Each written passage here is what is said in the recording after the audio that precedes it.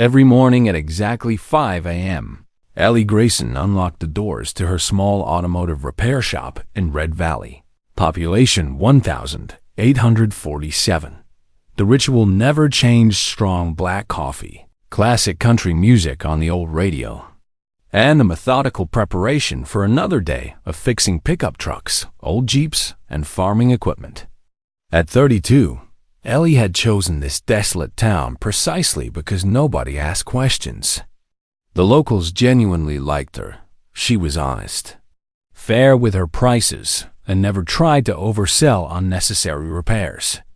What they didn't know was that their friendly neighborhood mechanic had graduated summa cum laude with a degree in aerospace engineering, served in the military with distinction, and once held level 4 military technical clearance, the kind reserved for handling classified weapon systems. But the cocky young delivery drivers who passed through town often mocked her behind her back. To them, she was just another small-town mechanic who couldn't possibly understand heavy machinery or complex mechanical systems. Ellie had learned to ignore their snickers and whispered jokes. One particularly memorable Tuesday, she helped old Frank Martinez start his broken-down Humvee that had been sitting dead in his driveway for months.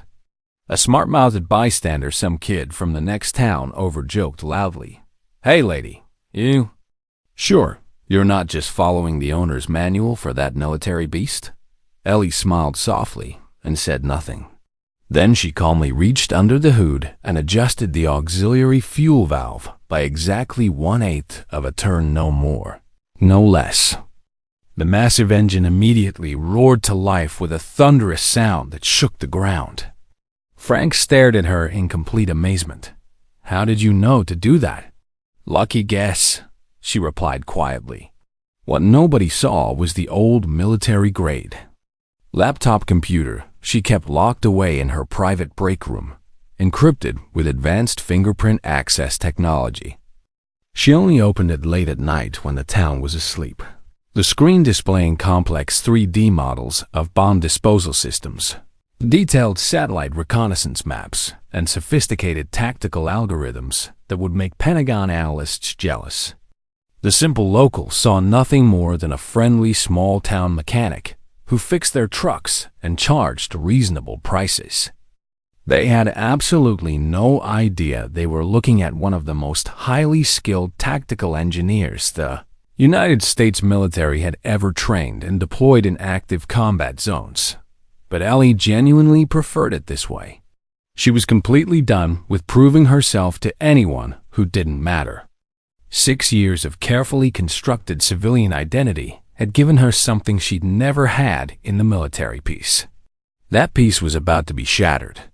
Late that Tuesday afternoon, as she was closing up shop, her phone rang.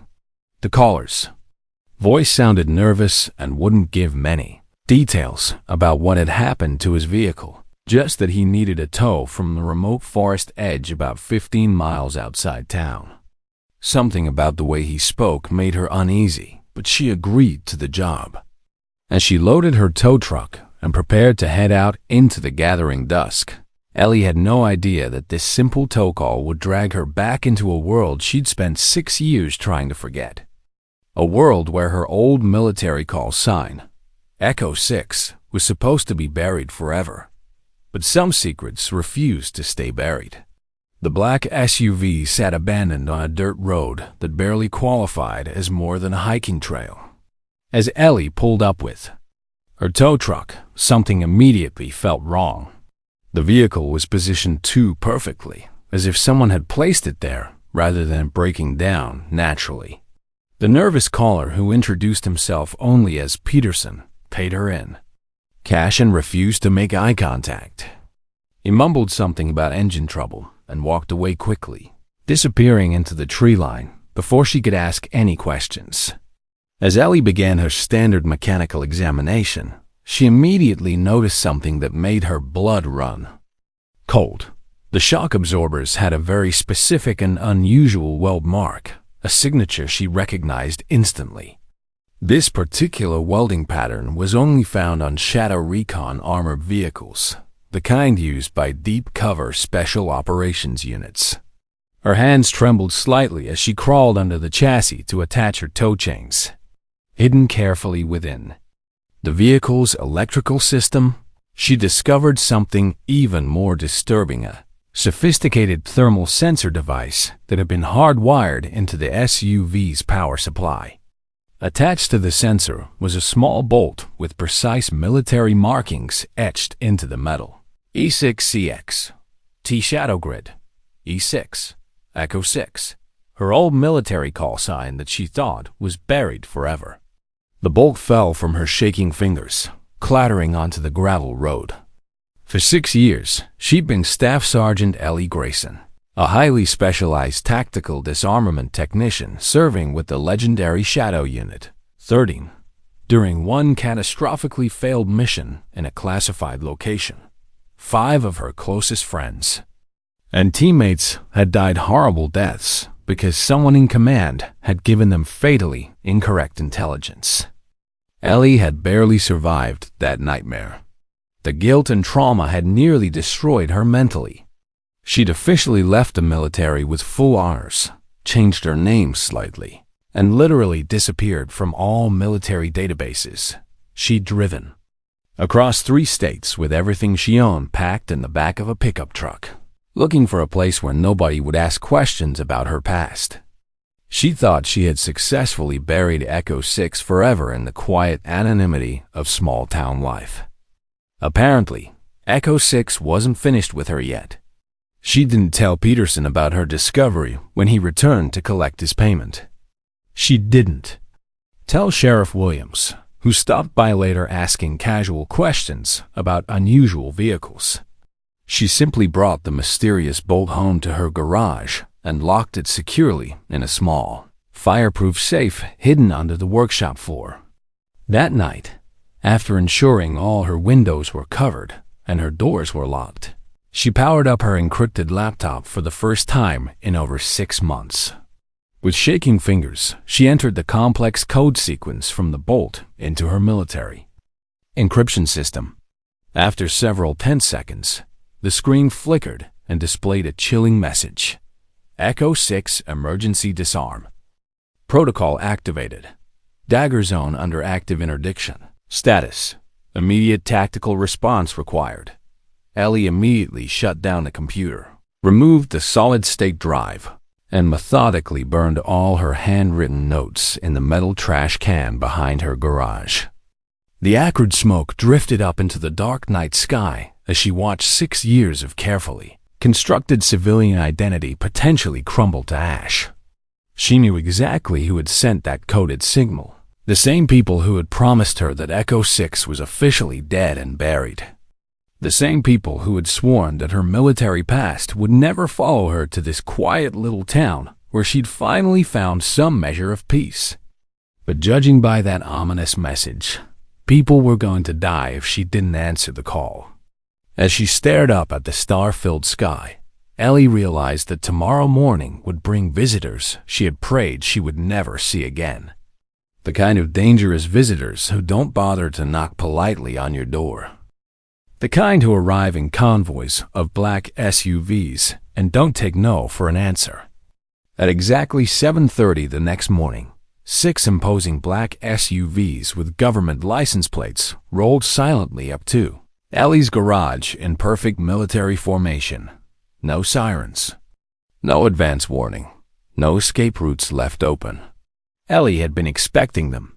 She'd spent the sleepless night preparing mentally for this moment, knowing that her carefully constructed peaceful life was about to be torn apart. She stood in her garage doorway, wiping her hands on a shop rag, watching as armed figures emerged from the vehicles like shadows materializing in the morning light. A tall, stern-faced man in his 40s stepped out of the lead vehicle, wearing full tactical body armor and flashing official Special Forces credentials. His eyes were the color of winter steel, and when he spoke, his voice carried the unmistakable authority of someone who'd spent years making life-and-death decisions in impossible situations. Echo 6, your unique disarm codes were detected at An explosion site in the neighboring state yesterday. Multiple civilians are dead. We need your expertise immediately." He paused, letting the weight of his words sink in. "This is not a request." Ellie remained completely silent for a long moment, studying the faces of the armed men surrounding her property. She recognized the look in their eyes, desperation masked by professional composure. Whatever had happened, their best people had already tried and failed. She slowly closed and locked her garage door, then led the entire team into her small private break room without saying a single word. On the wall hung a faded black and white photograph that she hadn't looked at in months. Shadow Unit 13 in full combat gear. 6 young, confident faces smiling at the camera before their final mission. She was the only person in that photograph who was still breathing. The team leader noticed her staring at the photo. "We know what happened to your unit, Sergeant Grayson. We know why you left, and we know you've been living under a modified identity for 6 years." They showed her classified video footage on a military-grade tablet. A sophisticated drone had crashed at a high-security military checkpoint near the Canadian border. The explosive device attached to the drone had partially detonated but somehow failed to achieve full destruction. If it had worked properly, it would have killed dozens of military personnel and civilian contractors. Ellie studied the footage carefully, then examined close-up photographs of the unexploded device. After 30 seconds of intense concentration, she looked up and said with absolute certainty, "This is a pulse loop bomb with a delayed secondary trigger. The exact type one used to design for classified operations, and the exact type one used to disarm in combat situations. Whoever built this studied my old technical manuals very carefully." The team leader's expression grew even more serious. "We have reason to believe there are 3 more identical devices planted at critical infrastructure targets. Our best bomb disposal experts have been working for 18 hours and can't figure out how to safely disarm them without triggering the secondary explosions." The weight of responsibility crashed down on Ellie like a physical blow. She closed her eyes and saw the faces of her fallen teammates, Marcus, David, Rebecca, James, and Tyler. They died because she hadn't been good enough, fast enough, smart enough to save them. Now more people were going to die, and once again, she was the only one who could prevent it. "If I do this," she said quietly, "afterward, you leave me alone. Forever. No more recruitment attempts. No more consultations. No more emergency calls. Echo 6 stays dead and buried." The team leader nodded grimly. "Agreed. But first, we need to save those lives." As they prepared to transport her to the first target location, Ellie took one last look at her peaceful garage, at the simple life she'd built in this forgotten town. She'd known this day would come eventually. Her past was too valuable, too dangerous to stay buried forever. But this time, she wasn't a traumatized soldier trying to prove herself. She was a woman who'd found peace and was willing to risk everything to protect it, and the innocent people who might die if she walked away. The convoy pulled away from Red Valley in tight formation, carrying Echo 6 back into the shadows she'd spent 6 years trying to escape. They transported her in an armored convoy to a regional power grid substation in the suburbs, where sophisticated electronic mining equipment was suspected to be hidden. The entire area had been evacuated for a 2-mile radius, creating an eerie ghost town of empty streets and abandoned vehicles. Ellie surveyed the scene with the practiced eye of a combat veteran. The substation hummed with deadly potential. If the bomb detonated here, it would cripple the electrical grid for 3 major cities, leaving hospitals, schools, and emergency services in the dark for weeks or possibly months. The facility's security chief, Captain Rodriguez, briefed her on what their teams had discovered. "We've located 4 separate device clusters throughout the complex. Each one appears to be connected to the others through some kind of wireless. network. Every time we try to approach one, the sensors activate and start a countdown sequence. Ellie nodded, understanding the elegance and cruelty of the design. It was exactly the kind of sophisticated trap she would have built during her military service: multiple fail-safes, interconnected triggers, and enough psychological pressure to make even experienced bomb techs second-guess themselves into us. Fatal mistakes. She opened her old military toolkit and retrieved a specialized homemade mechanical thermal sensor pen that she had designed years ago. Unlike standard electronic detection equipment, her device required no electrical power and couldn't accidentally trigger booby traps. "I need everyone to fall back to the perimeter," she told Captain Rodriguez. "No radios, no electronic devices, no interference. This is going to require surgical precision, and I can't have any distractions." Working alone in the deadly silence of the evacuated facility, Ellie methodically probed 4 critical circuit junction points throughout the complex. Her movements were calm, confident, and absolutely precise. Every cut, every disconnection, every bypass was executed with the skill of someone who had performed these exact procedures dozens of times under enemy fire. The first device was hidden behind a transformer housing, its LED display counting down from 2 hours 47 minutes and 33 seconds. She identified the primary trigger wire blue with a silver stripe and traced it back through the electrical conduit to its source. One wrong move would detonate not just this device, but all 4 simultaneously.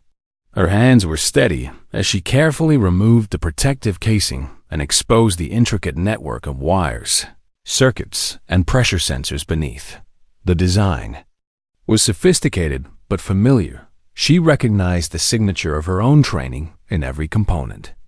27 minutes later, she had completely neutralized all 4 devices. She carefully removed the central core containing the reverse pulse battery that would have caused a devastating chain reaction explosion. As the last device went dark, she felt the familiar mixture of exhaustion and relief that came with cheating. Death once again. As the bomb disposal team secured the neutralized devices, a young soldier asked the question everyone was thinking. "Ma'am, why did you never come back to active duty? The military needs people with your skills." Ellie looked at him with tired eyes that had seen too much. "Because I used to save people for a living, and I also used to lose people despite my best efforts. I chose silence and anonymity because I was tired of making life and death decisions for other people." The team leader studied her classified file on his tablet. "According to our records, you're officially listed as KIA killed in action for 6 years. The Pentagon has believed that Echo 6 died in that failed mission with the rest of your unit. Maybe that's better for everyone involved," Ellie replied quietly. "Dead people don't have to make impossible choices anymore. Dead people don't have to carry the weight of their mistakes." But as the team packed up the neutralized explosive devices, the commanding officer handed her something unexpected: a newly printed photograph of her old unit, digitally restored and enhanced. All 6 members looked young and hopeful, ready to take on the world. "Your teammates didn't die because of any failure on your part, Sergeant Grayson. They died because someone in intelligence gave your unit completely false information about the target. The full investigation was classified for years, but it's been declassified now. You deserve to know the truth." For the first time in 6 years, Ellie's steady hands began to shake uncontrollably. The debriefing took place in a secure conference room at the nearest military installation. For 6 years, Ellie had carried the crushing weight of survivor's guilt, believing that her failure had cost her teammates their lives. Now, as classified documents were spread across the table before her, the truth began to emerge like a photograph developing in slow motion. Colonel Barnes, the operations commanding officer, walked her through the declassified investigation reports. "Operation Nightfall was compromised from the beginning, Sergeant Grayson. the intelligence indicating a weapons cache at the target. Location was deliberately falsified by a double agent working within our own ranks. Ellie stared at the documents, her mind struggling to process what she was reading. The mission parameters she'd been given, the building schematics, the expected resistance levels, all of it had been fabricated to lead Shadow Unit 13 into a carefully prepared ambush. Agent Peterson, the man who ordered your team into that compound, was arrested 3 months after the incident. Colonel Barnes continued. He'd been selling classified information to hostile forces for over 2 years. Your unit wasn't sent to neutralize a weapons cache. You were sent to eliminate evidence of his betrayal. The room fell silent as Ellie absorbed the magnitude of what she was learning. Marcus, David, Rebecca, James, and Tyler hadn't died because of her tactical decisions or technical failures. They died because someone they trusted had sold their lives for money. Peterson is currently serving life in federal prison, the colonel added. But he's not the only one. The investigation uncovered a network of corruption that reached all the way to Pentagon leadership. Your survival and testimony were crucial in exposing the entire operation. Captain Rodriguez leaned forward. That's why you were officially listed as KIA, Sergeant. It wasn't just to protect your identity. It was to protect you from retaliation. There are still people out there who would kill you to keep this quiet. Ellie felt 6 years of self-blame and crushing guilt beginning to lift from her shoulders. She'd spent countless sleepless nights replaying every decision, every split-second choice, wondering what she could have done differently. Now she understood that no amount of skill or preparation could have saved her team from a trap designed by their own command structure. The devices you neutralized today, Colonel Barnes continued, they're connected to this same network. Someone is using your old technical specifications to target critical infrastructure. We believe they're trying to draw you out of hiding. Who? Ellie asked, though she suspected she already knew the answer. Associates of Peterson's operation. People who want revenge for the arrests and convictions that followed.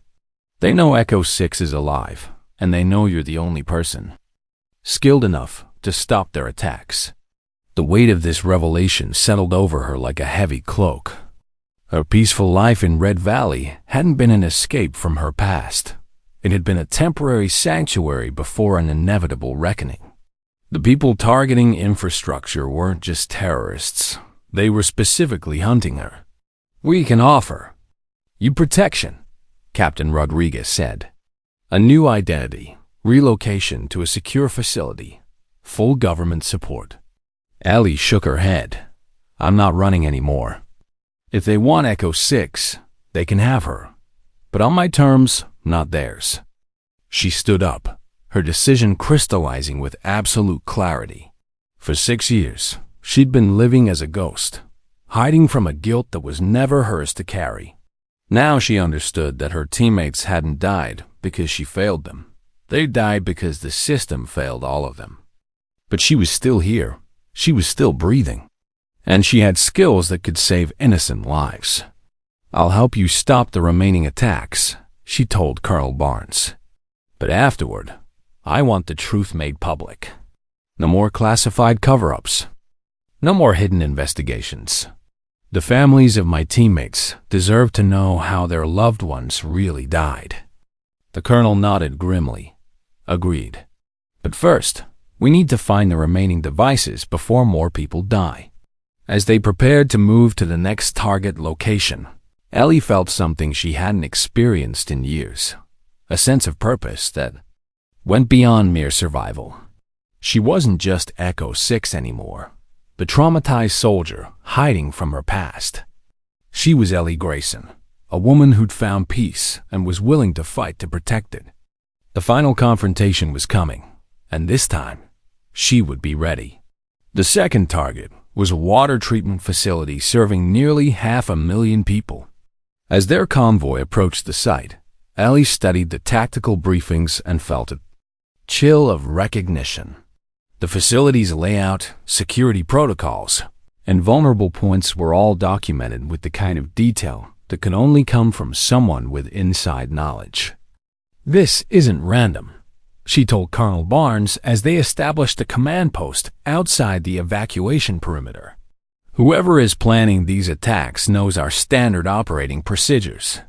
They're not just using my old technical manuals. They're using our entire tactical playbook." Captain Rodriguez pulled up satellite imagery on his tablet. "We've identified 3 potential device locations based on the patterns from the power substation. But the thermal scans are showing some kind of interference. Our equipment can't get clean readings." Ellie examined the images carefully.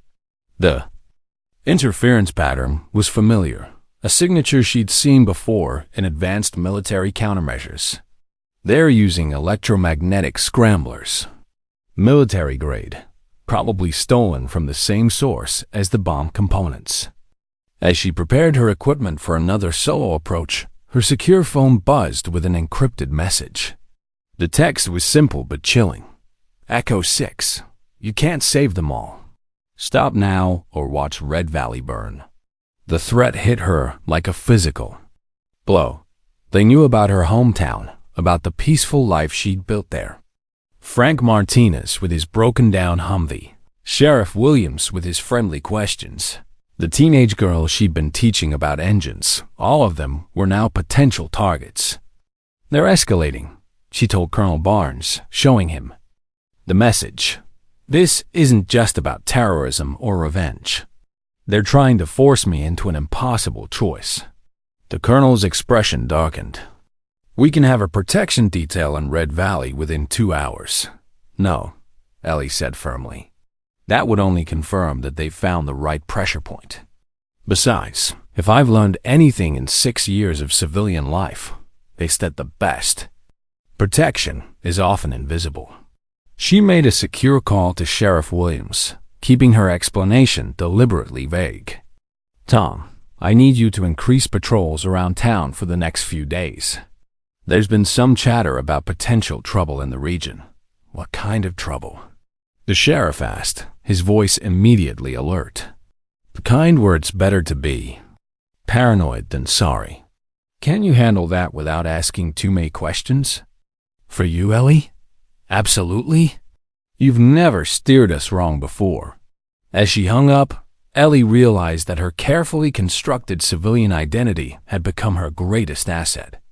The people of Red Valley trusted her not because they knew about her military background, but because she'd earned their respect through consistent honesty and reliability.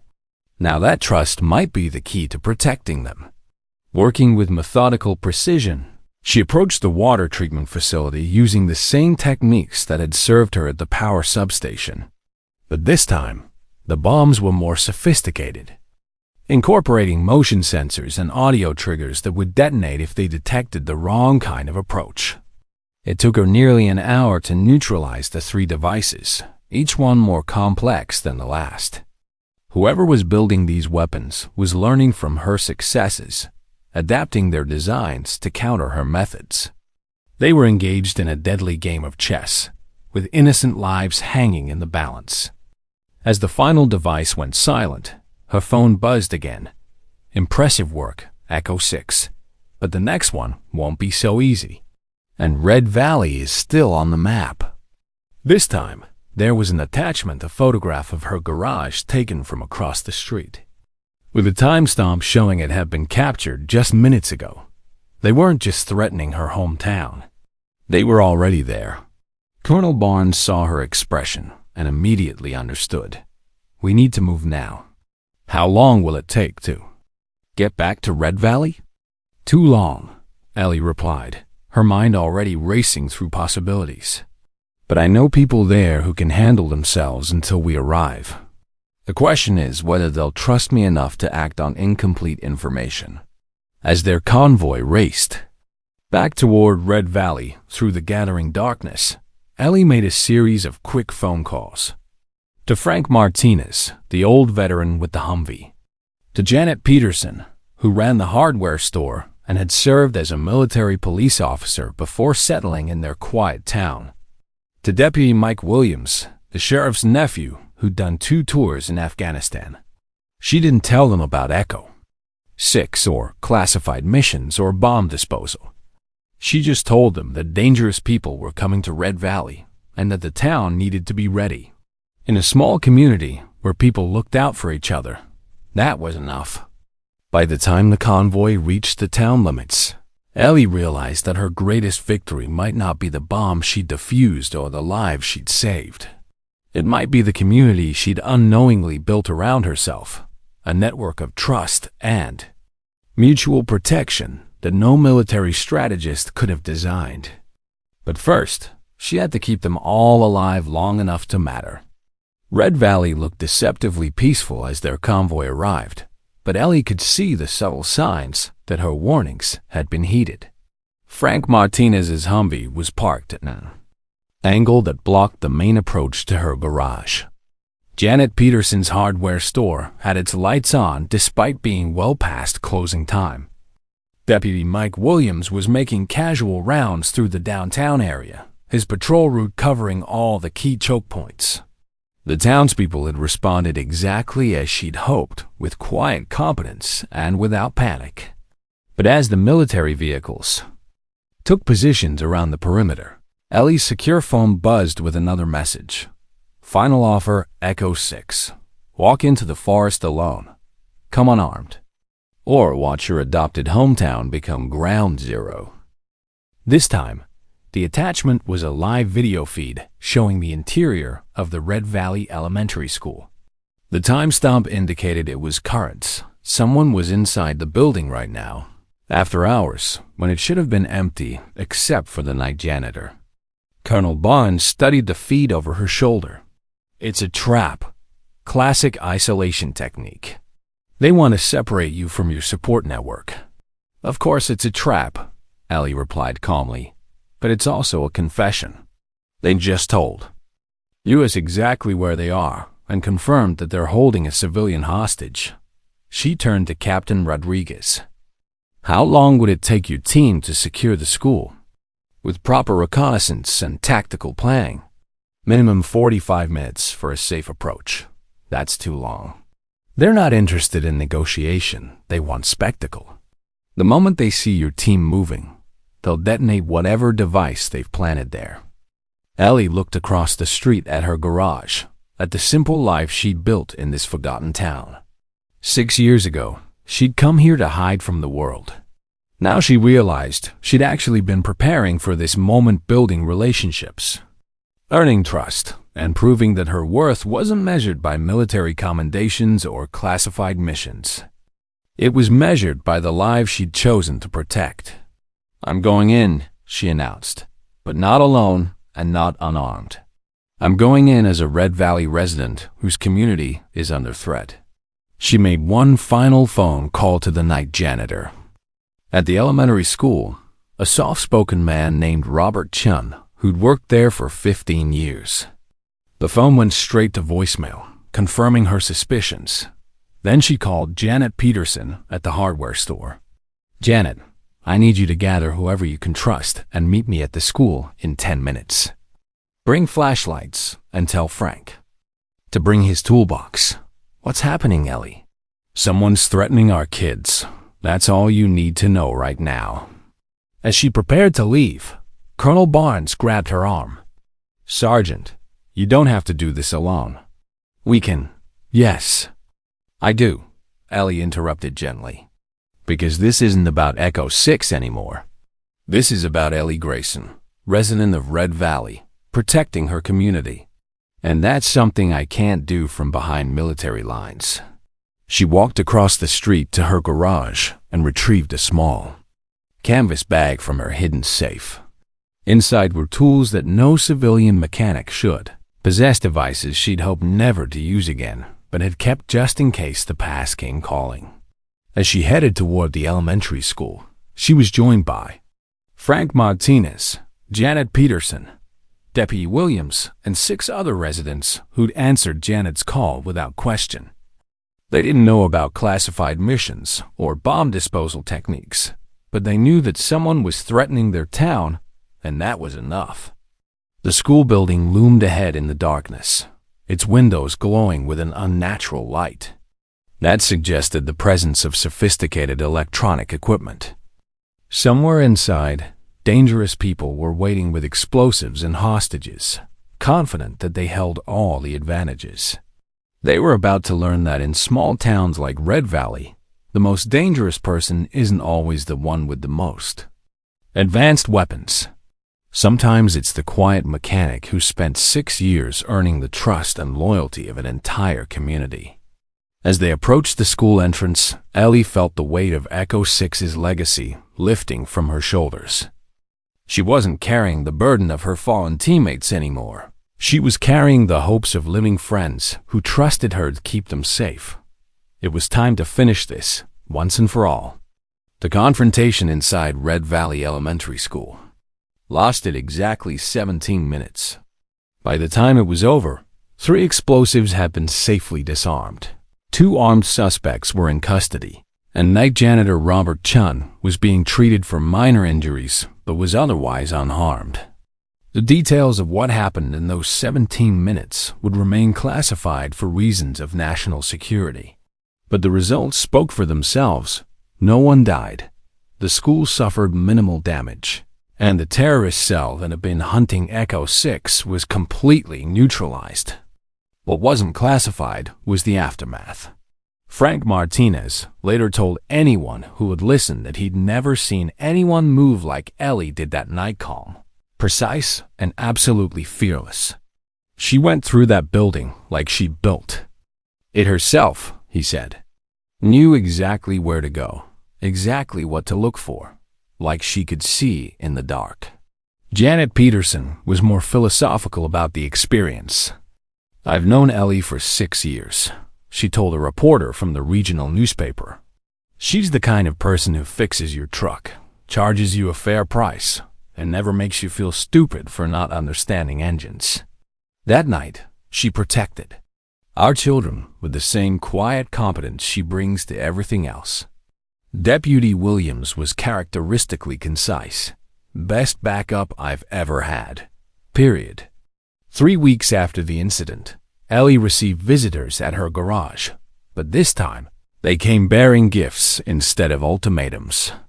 Colonel Barnes personally delivered a commendation letter signed by the Secretary of Defense, acknowledging her civilian service in preventing multiple terrorist attacks.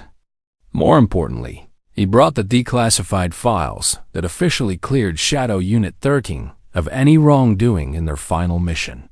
The families of her fallen teammates would finally learn that their loved ones had died as heroes, not failures.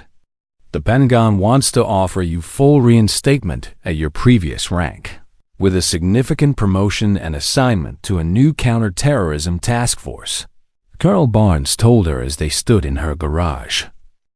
The benefits package alone would set you up for life. Ellie wiped her hands on a shop rag and smiled. That's generous, Colonel, but I already have a job that sets me up for life. She gestured around the garage where Frank Martinez was teaching. His grandson had to change oil while Janet Peterson's daughter practiced welding techniques on scrap metal. The teenage girl who'd brought her motorcycle in months earlier was now working part-time as Ellie's assistant, showing other young people that girls could understand engines just fine. Besides, Ellie continued, I've learned something important about myself over the past 6 years. I don't need to wear a uniform to serve my country. Sometimes, the most valuable service happens in places like this, teaching kids that they can fix things instead of throwing them away, showing veterans that they still have value in civilian life, and proving that expertise doesn't have to come with arrogance. 6 months later, Red Valley welcomed its newest business, a satellite campus of the State Technical College, specializing in automotive repair and small engine maintenance. The program was funded by an anonymous donation large enough to provide full scholarships for any local student who qualified. Ellie Grayson taught 2 classes a week at the campus, sharing her knowledge with a new generation of mechanics who would never know that their instructor had once been one of the military's most elite technical specialists. They just knew her as the woman who could fix anything, explain problems with patience, and never made them feel inferior for asking questions. The framed photograph of Shadow Unit 13 still hung in her break room, but now it was surrounded by pictures of her students, graduation ceremonies, and community events. The wall had become a shrine not to the past, but to the future she was helping to build. 1 year after the school incident, a young reporter asked Ellie if she ever regretted giving up her military career for life in a small town. She looked across the street at Frank Martinez, teaching his grandson to drive, at Janet Peterson, organizing the annual Veterans Appreciation Dinner, at the dozens of young people who now saw automotive repair as a viable career path because someone had believed in their potential. Never underestimate another person just because they choose to live quietly and avoid attention, she said, echoing words that have become her personal motto. Because in those crucial life or death moments when everything falls apart, they might be the only reason you and your loved ones are still breathing. The reporter pressed for more details about her military service, but Ellie just smiled and handed him a wrench. Want to learn how an engine actually works? The loudest voices aren't always the wisest ones, but understanding how things work together, that's knowledge worth sharing. As the reporter left with grease under his fingernails and a better appreciation for internal combustion engines, Ellie Grayson went back to changing oil, patching tires, and fixing broken-down trucks. But now she understood something she had forgotten during her darkest years. Heroes don't always wear uniforms, carry weapons, or receive medals. Sometimes they just wear coveralls and work quietly to make the world a little bit better, one repaired engine at a time. The most truly dangerous people are often the ones who never need to tell you how dangerous they are. And the most valuable people are often the ones who measure their worth not by what they've destroyed, but by what they've chosen to build. Ellie Grayson built a community, taught a generation, and saved countless lives, both in dramatic moments of crisis and in the quiet daily work of helping people solve their problems with dignity and respect. She would never be famous or appear on television news. But when the next crisis came, and there would always be a next crisis, people would know exactly where to find her. Right where she'd always been, in a small garage in Red Valley, fixing things that were broken and teaching others to do the same. If you enjoyed this story, don't forget to hit the subscribe button and become a part of our Everyday Life Stories community. Where are you watching from? Drop a comment below. We love hearing from our amazing viewers around the world.